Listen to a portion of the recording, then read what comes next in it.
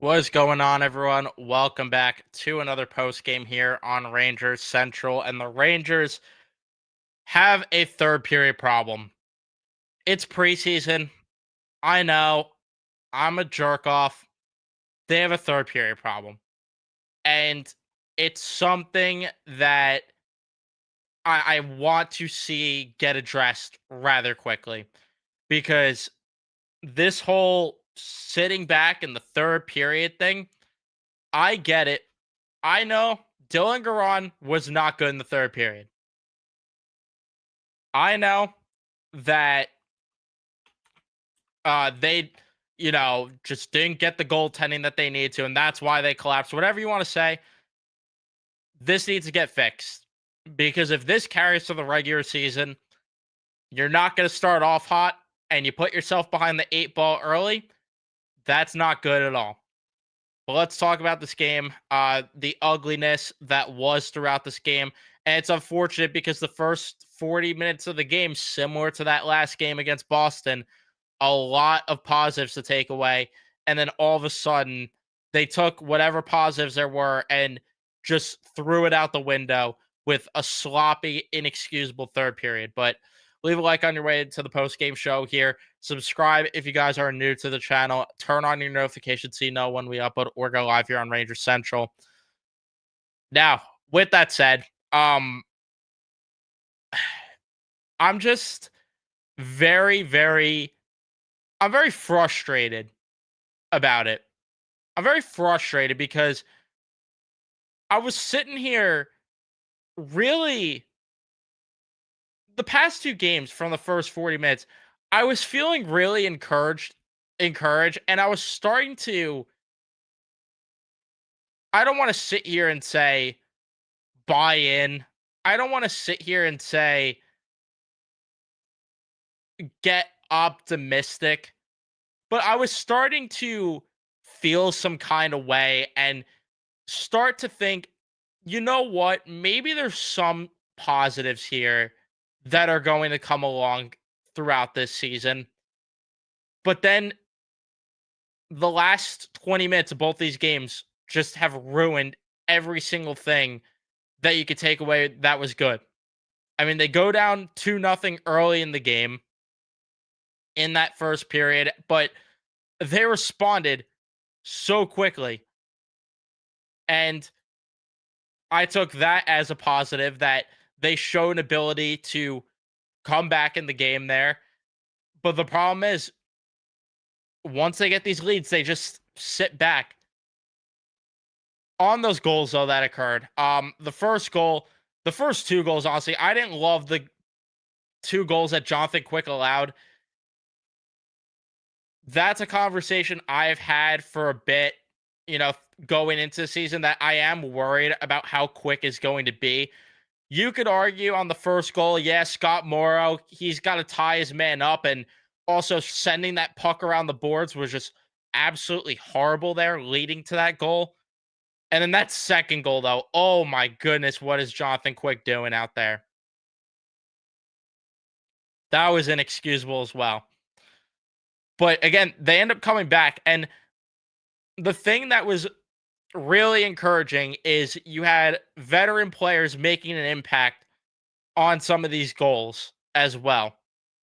That first goal, Lafreniere, I thought he did a great job with the puck on his stick to set that entire thing up. Adam Fox ends up putting a puck on net. Trocheck gets a piece of it, goes in. The second goal, the power play, which another positive I had is the power play I thought was really doing a good job getting different looks, getting more movement than we have seen over the past few years. And, that's something I hope carries into the regular season. We will see. But very encouraging. Scott Morrow doing a great job walking the line, sets up Brennan Othman, who just absolutely snipes it. And we'll talk more about Brennan Othman. I thought he had his best game easily of the preseason, and that was a positive. I had Brett Berard on his goal, Connor Sheary, Noah Laba finishing their checks, getting in on the forecheck. Brett Berard netting that goal there, just getting to the right part of the net. JT Miller, when was the last time you've seen the Rangers utilize the bumper on the power play. Because of the puck movement, they open up the ice, and JT Miller is in the bumper to get that goal. And then I think it was the end of the second period. You have Gabe Perreault going out there, in the D zone, getting aggressive, getting hungry on pucks there, causing Zibanejad to get a breakaway in transition. You think maybe they get another goal before the period ends. I'm convinced it wouldn't have mattered anyway. I mean, clearly it wouldn't have because they end up allowing 3 goals in that third period. And it's just completely inexcusable.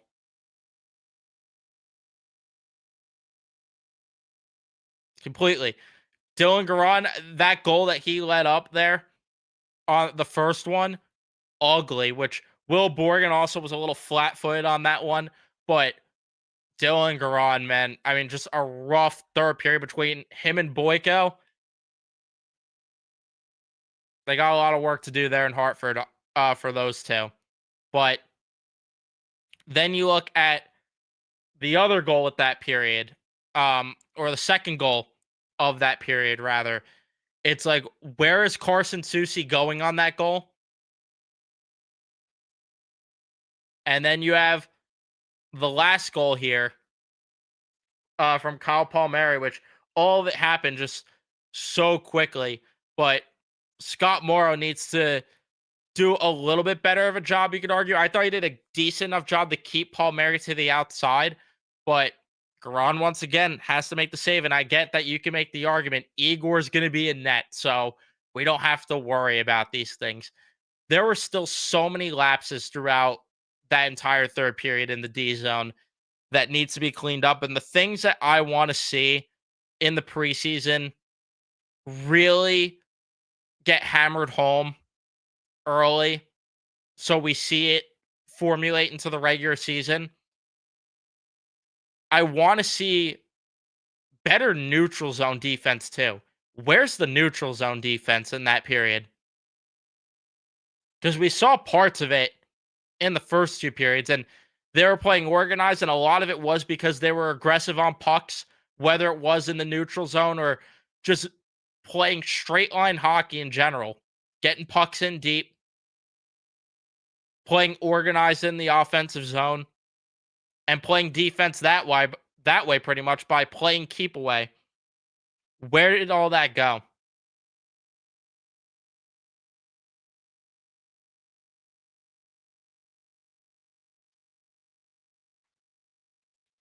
So I don't disagree, honestly, with the people that have the sentiment that they need to bag skate these guys at the next practice. I don't disagree right now because I want this new coaching staff, this new no BS mentality, which we have not seen in the past 2 preseason games. I want them to set that attitude early because this cannot formulate going into the regular season. Do not care what anyone says. It can't happen. And again, it sucks. It ruins so much good that came out of this game because I thought Connor Sheary had another great game. I think he is earning himself a contract. Just his ability to get in on the forecheck, win puck battles down low, below the goal line, could be a huge factor for this team. Brennan Othman, like I said, having a good game, even though it was in limited ice time. Perreault, once again, good game from him. A lot of it got pushed down to the side or pushed off to the side now because they decided to sit back. I mean, in terms of other individual performances throughout this game, Mika Zibanejad as well, though. I don't care that's preseason. After the way last year went, you need to come out and make a statement, man. And I saw the same lazy player that we saw last year. I saw the same guy who was coasting up and down the ice, not moving his feet. What was it, the second or the third period where I don't remember who it was on the Islanders, but he's just puck watching the whole way through on that shift in the defensive zone. Mike Sullivan went to Sweden. I don't think it was for this. It's one preseason game, but for a guy that had a poor year like he did last year and needs to come out firing on all cylinders and making a statement, not impressed with what I saw tonight. Not impressed at all.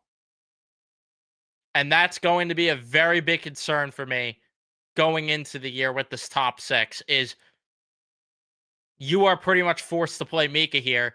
If not, what are you going to do? Bury him into the third line center? Because I don't trust him as a center right now based on what I saw from how he played defensively tonight.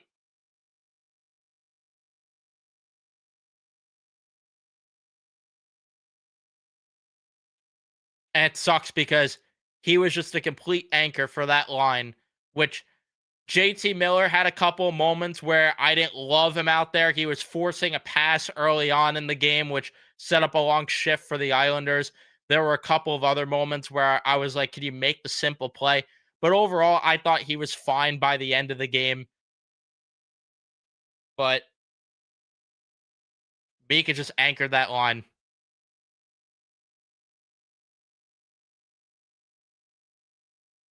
And again, for a guy that had the year he did last year, I need to see more. But thought Trocheck had a good game. It was good to see that. Othman playing in the top six, need to make a statement. He did. Lafreniere was kind of just okay for me tonight. I thought the one assist he had was nice. The way that he was moving with the puck on his stick, but he's another guy like Zibanejad where I kind of wanted to see more after what we saw from him last year. And again, it's one preseason game. I'm willing to be patient, but I just wanted to see more tonight. It was really, again, the third line group that impressed me the most between Sheary, Laba, and Berard. That could be your third line. That could honestly be your third line. Which also makes me wonder, and I tweeted this out, I don't get still why they signed Radish. And I questioned it at the time.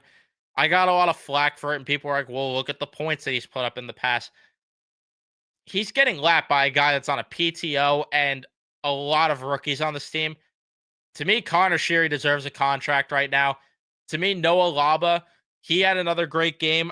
I don't mind starting him in Hartford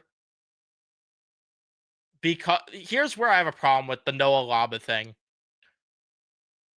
I'm okay with him being the 3C on opening night, but I'm also okay if he's not.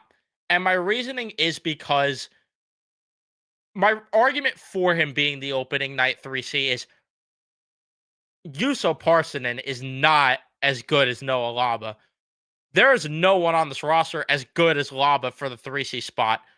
But my argument for, if I'm going to make an argument for Laba starting in Hartford, I just look at it in the same light as Mancini last year, where Mancini had a great preseason, and then once the regular season came around, he kind of started to get exposed a little bit to where I don't mind over marinating Laba in the AHL and letting him be the first call up if you either need to because the team's shit or an injury. But that's where I have a tough time figuring out because there are things with Laba that I like. Obviously, there are things where I want to see him excel a little bit more out. I love his compete level. I love his ability to finish checks and just be hungry on pucks. But there are times in the D zone where I'm like, you're not positioned well. And there are times where he's holding the puck on his stick a little too much to where there's some things to improve on. And again, there's nothing wrong with that. He's still young. He's not played an NHL game. I'm not going to sit here and write him off, but those are just my arguments as to why it might not be the worst thing to start him in the AHL. But I just thought I'd talk about that. That fourth line that was good last time out there with Edstrom, Rubrick, Rempe. Not as great tonight. They were okay. Not as great, but I'm not going to highlight them too much because at the end of the day, it's whatever with them, to be honest with you. The defense, though, I mean, Adam Fox, too, on one of those goals. I don't remember which one it was, but just not tying his man up in front was not ideal there, which it was more on Garon going out of position. But I didn't like what Adam Fox was doing on one of those goals. I still think that he's getting overhated right now. I still think it's ridiculous, the conversation that he's no good and they got to move him. I think that's still ridiculous because I saw a bunch of comments the next day on my post game stream that, oh, Adam Fox is no good. He's got to go. I still think that whole conversation's nonsense. But yeah, I mean, a couple of mistakes still from him tonight, which also need to be ironed out. Uh, I mean, the rest of the group was just not great. Like Robertson, I said what I said about him in the last game. Derek Pouliot, he's whatever. He was fine the first few shifts, similar to his last game, but then tailed off really quickly. Borgen and Susie, need I say more about those two? And then that penalty that Susie took, my goodness. Morrow, and then with Morrow, I think he needs to start in the AHL. And I know there are things that he's doing well right now, but there are so many mistakes at the same time. And I chalk a lot of what's going on with Morrow to the fact that he's still used to being in a man-on-man system in Carolina. And I know that might be stupid and it might sound like a excuse to some people, but it's true because there are so many times he's just going out of position way too much. And that's something that's got changed to where I don't mind him starting in the AHL right now because of that.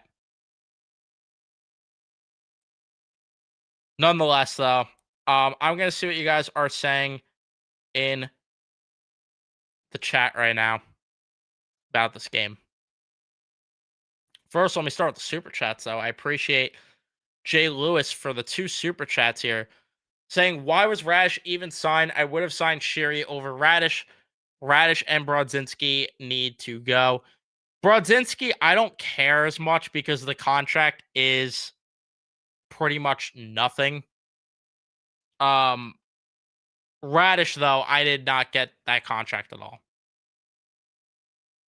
I said at the time his best seasons were because of high shooting percentages. I didn't get it. To me, I wanted to spend that money on a 3C. Thank you for the $2 as well. Sullivan giving up leads. Pens fans say this is the MO. And honestly, I was thinking it at points throughout the game where it's like, these were tendencies we did see when the Rangers played Pittsburgh in that 7-game series in 2022. Something to keep in mind. I'm not saying it's going to be the norm, but it's something to keep in mind.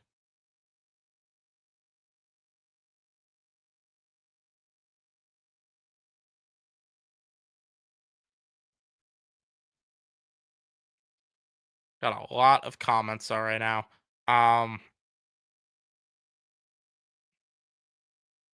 Let's see.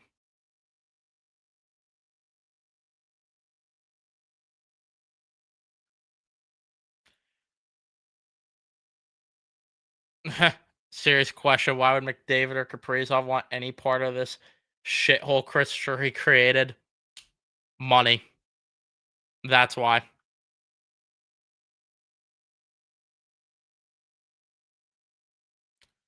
I thought the start of the third period wasn't terrible, but the period fell away after Garon softy. Two things can be true. Garon screwed up, but you can't let all the momentum swing. It's just they're playing on their heels way too much in these third periods. That's the bottom line. Borgen is worse than Jack Johnson. That contract's gonna age poorly.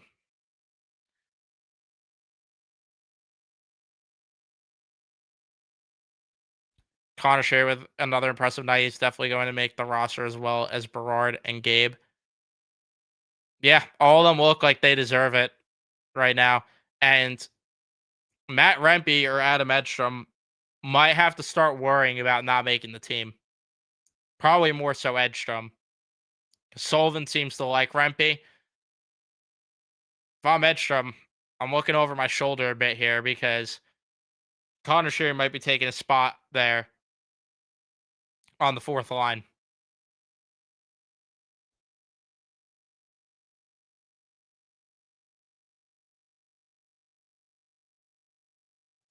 And yeah, exactly. Just like there was no point in signing Radish.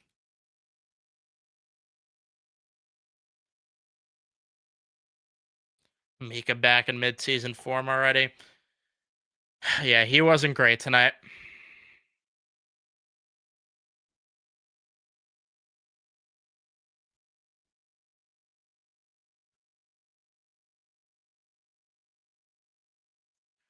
And I could agree with this argument as well that it might be better for them to get minutes in Hartford, but I also don't think this is what I was talking about the other day. I don't think it's the worst thing though if you spread the love a little bit here and you put Gabe in the top six and put Cooley on the third line. And I know people are ready to pencil Cooley into that top six. I really wouldn't mind putting Gabe in the top six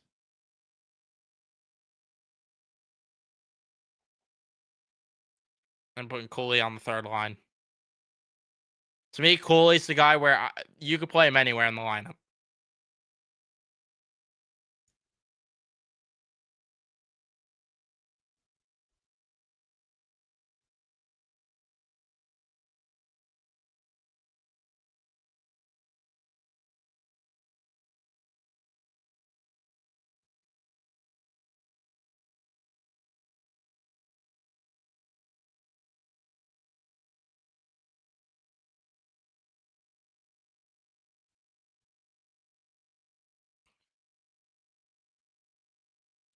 I don't know where the Sherry hate be come from. He's been good at honestly. If you're talking about hate before, a lot of Sherry's hate was because he was not good in Tampa. Like it was evident, but it's starting to look like that was just a Tampa thing as of right now. And time will tell on that.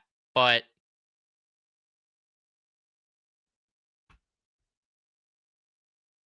he was talking about how his time in Tampa was not good.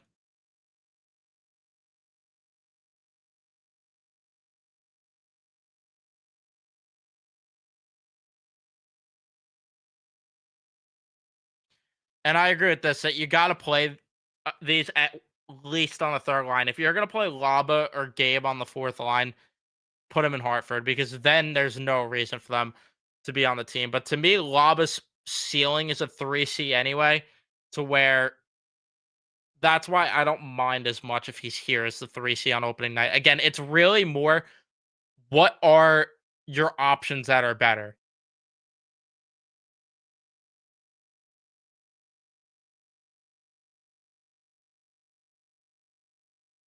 That's really just that's my argument more with Laba making the team right now.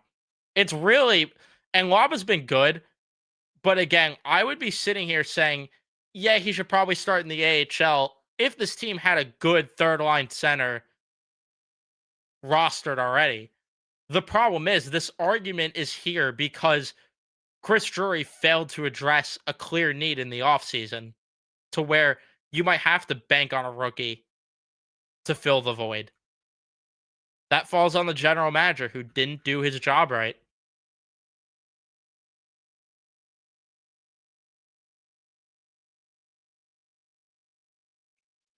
I don't agree with this. Morrow is still young. I'm not writing the kid off.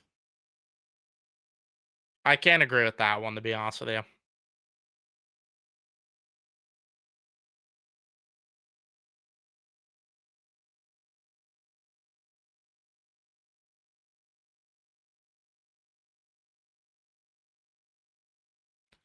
Berard absolutely needs to be a regular. To me, he's my third line winger, one of my third line wingers on opening night. 100% is.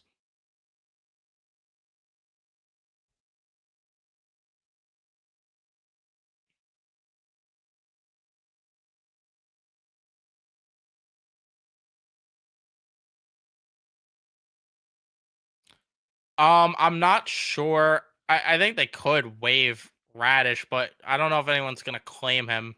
Is really the thing. But I also wonder how much cap space that opens with him buried in the AHL. Not that cap space is a thing, an issue right now for the team, but just a thought because then you collect more, obviously, leading up to the deadline.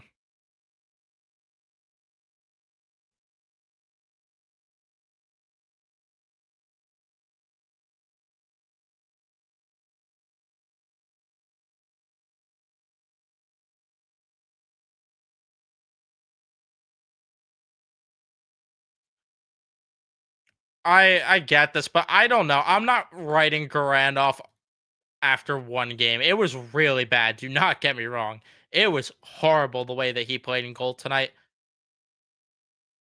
I'm not writing him off after one game, but I will say right now that he has to be consistent this year because the biggest thing with Garand is there's been peaks and valleys with him where he starts off slow and then he ends up thriving as the seasons progress down in Hartford.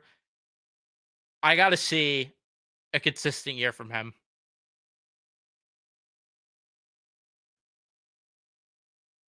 But I can tell you right now, they're going to need a third goalie at some point. We know Igor's due for a mental reset at one point.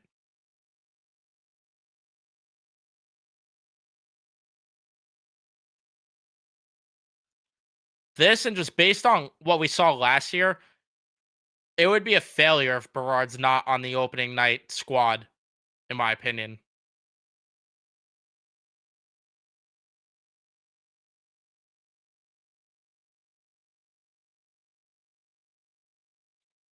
And this is the other thing. I like this was one of my questions going into the year that I've been talking about for the past 2 weeks or so is Jonathan Quick's age is going to show.